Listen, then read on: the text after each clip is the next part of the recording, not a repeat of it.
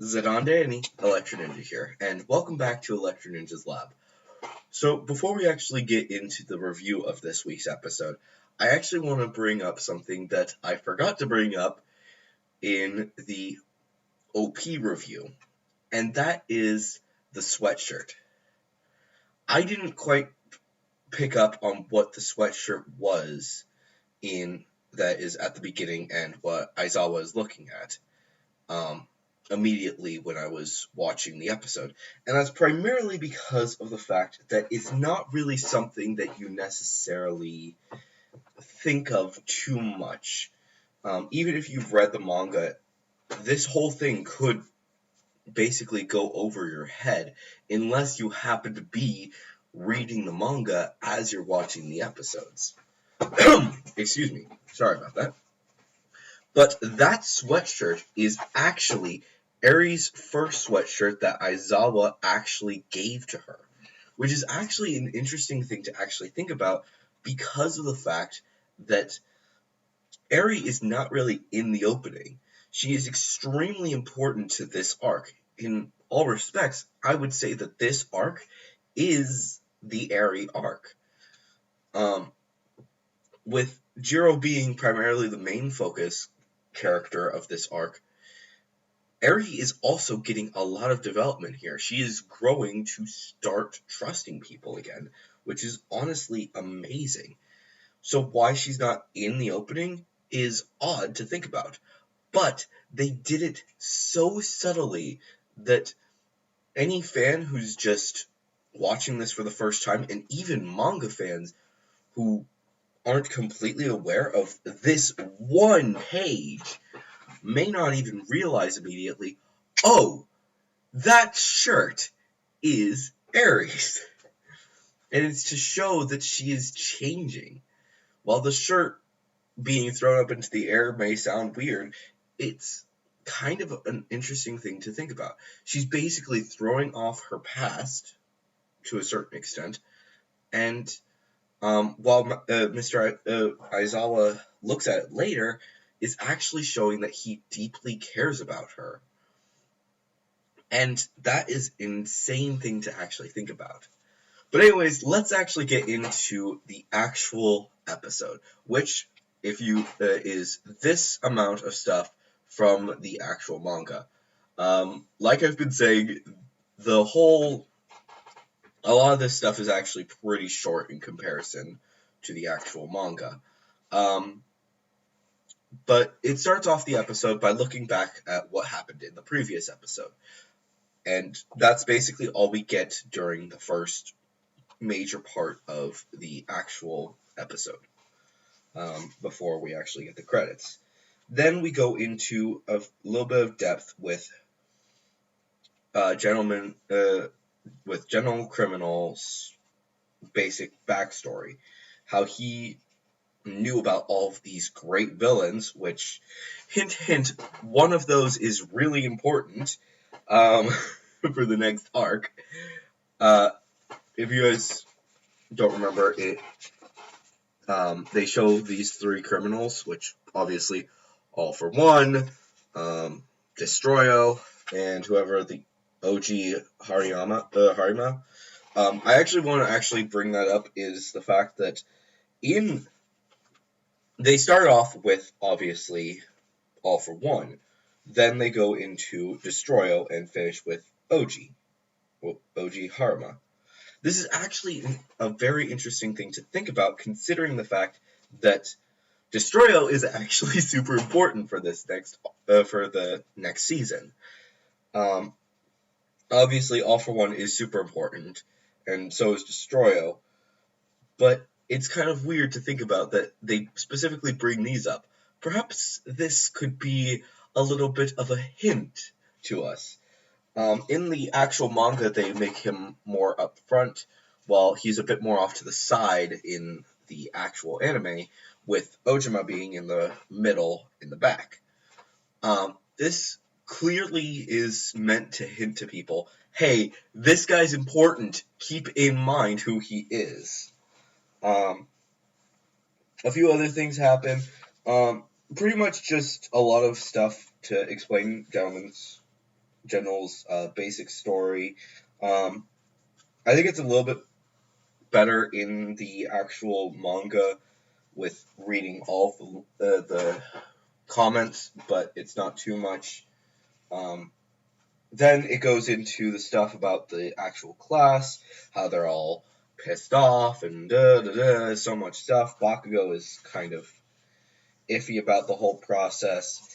And eventually they all just decide, you know what, screw it, let's just become the ultimate team and destroy everything. Basically continue to be heroes. It's awesome. I do actually want to bring up the two students. This is all of their information that we get in the manga. They don't have their own character pages, so don't expect them to show up too much. They will show up later in this season, but as of right now, I'm just going to say it. They're probably not as important as Shinso. Or really anyone else. So just keep that in mind. Pretty simple stuff. Prepping for the band. I actually do have to bring up one important point is that the whole effects team. I know that you guys are probably just thinking, oh, cool, the effects team, that's cool. And it shows later the teams that are actually going to be in this. Deku is in that team. Be aware of that. He is going to be super important. Even though he is currently labeled as dance team, it really doesn't make sense why they decided to go with that. It's just that to start him off there. I think there is some reason, but I don't remember the exact reason.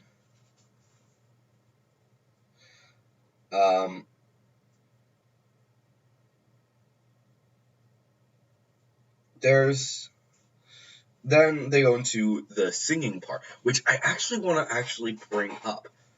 Holy crap. In the manga, they do nothing.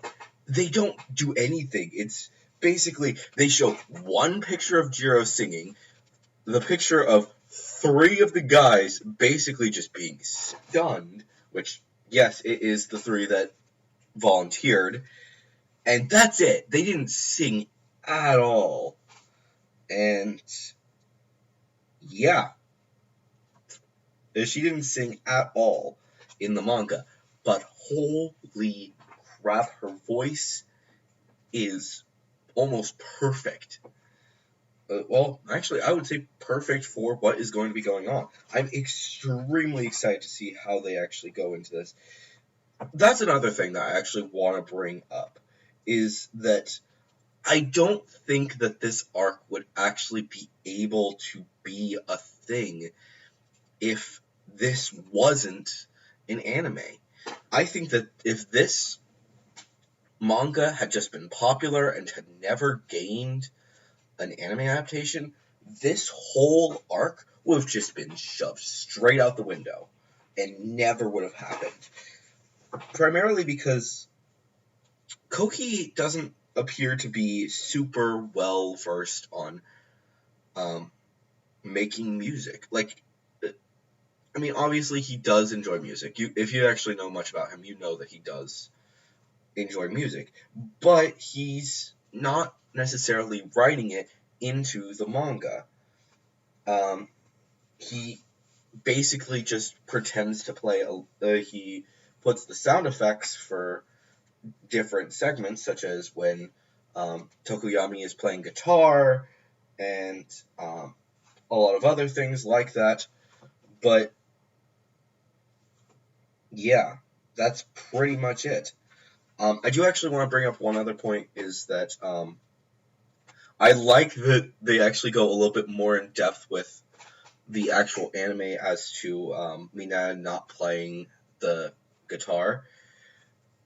It's just kind of sad, but it's better and it makes him be, yeah.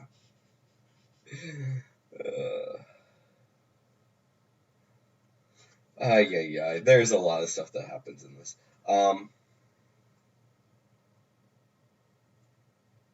You'll see as we continue what's going on.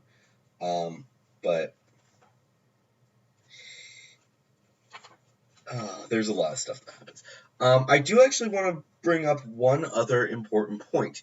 As the episode was going on, I was actually starting to think that we were going to be going a little bit further than we actually did. They then go after they introduce the groups. Deku and All Might go off to do some training, which is completely reasonable. They don't do the whole muttering thing that happened in the actual manga. They remove the muttering and they just make it like, oh, he's realizing this, and it's not really the mutter situation like it usually is. And then it just ends with Eri coming to the school, which honestly is a good point to actually end this episode, but it's a weird point to end it considering the fact that we'll be reaching the actual movie soon. For those of you who are unaware about what is going to be going on in the movie is going to be taking place after this arc, chronologically. The exact details I'm a little bit unaware of, but for the most part, we know for a fact that this episode, this movie, is going to be taking place after this arc, which isn't necessarily bad, but it is kind of an interesting thing to at least be aware of. Primarily because of the fact that the fans have not at all seen Deku's cool gauntlets for the anime onlys. Those gauntlets are super important, but it's kind of weird because we're not really seeing them yet. And it's actually another important point that I will probably be bringing up when I do my review of the movie, is that Deku's gloves are actually a bit more bulky in the manga, and probably will be about as bulky in the actual anime when we get to that, but they seem to be a lot more streamlined in the actual episode, or in the actual movie. I'll be talking more about it as we get closer to when the movie comes out, but it's definitely something to at least point out. Other than that, it's not too important. I would like to, once we actually get there, we'll actually know for a fact what is going to be going on. But, yeah. So, yeah. I do have to say that it is interesting, before we conclude, that they actually went a little bit more in depth with this actual episode than with the manga, which is actually an important thing to actually be doing during this arc. The simple fact of the matter is that they actually extremely watered down a lot of what is going on in the actual episodes as we get in the actual manga. It's pretty watered down. We don't really see the concert. While we do see it, most of what is going to be seen is seeing Eri's reaction. And that's pretty much it. There's a little bit extra in there, but that's the primary thing that's going to be happening in this specific part. And it's kind of sad that that's really it. Nothing really else. And I'm really hoping that we will actually be able to feel the music in the actual episode when we actually get to that. I do want to bring up one more point, though, is that next episode is probably going to be going up right until the actual battle between Deku and General Criminal. Primarily because this is a very important fight that I honestly, even though it's a pretty long fight, I would like to see them at least condense most of it down into one episode. And having that be the next one would probably be good, giving them more time to actually delve into the whole actual music, the whole festival stuff. They might actually decide to separate it from the first stage of the fight to the second stage of the fight, which is basically the fight that's outside of UA and the fight that is in UA, kind of. You'll see once we get there. I will be talking more about it once we get to that episode. But that is pretty much it for this arc, for this episode. It's honestly a great few episodes that we've been going through, and I really do think that they are going to be doing a lot of justice with it in the actual anime. For people who aren't actually into My Hero Academia, I would actually suggest telling people, yeah, you should probably catch up with My Hero Academia, because a lot of things have actually improved since, well, the last few seasons. Deku is improving constantly, and the same goes for Bakugo and Todoroki and literally everyone. I'm excited to see exactly how they decide to go about it, and honestly, it will be a lot of fun. I guarantee. But anyways, guys, let me know what you guys thought of this episode down in the comments below. Of course, if you are new, please subscribe and ring the notification bell. And if you enjoyed this video, please leave a like. Of course, if you have any theories, please let me know down in the comments below. And of course, use the hashtag theory review so that they can show up in my fan theory review video that will be releasing on the 1st-ish, probably. We'll see what happens exactly, but it will be around there. So look forward to that. A lot of fun things are going to be happening. So yeah. But anyways, guys, hopefully you've enjoyed this video. I've been Electro Ninja, and I will see you guys next time. But on.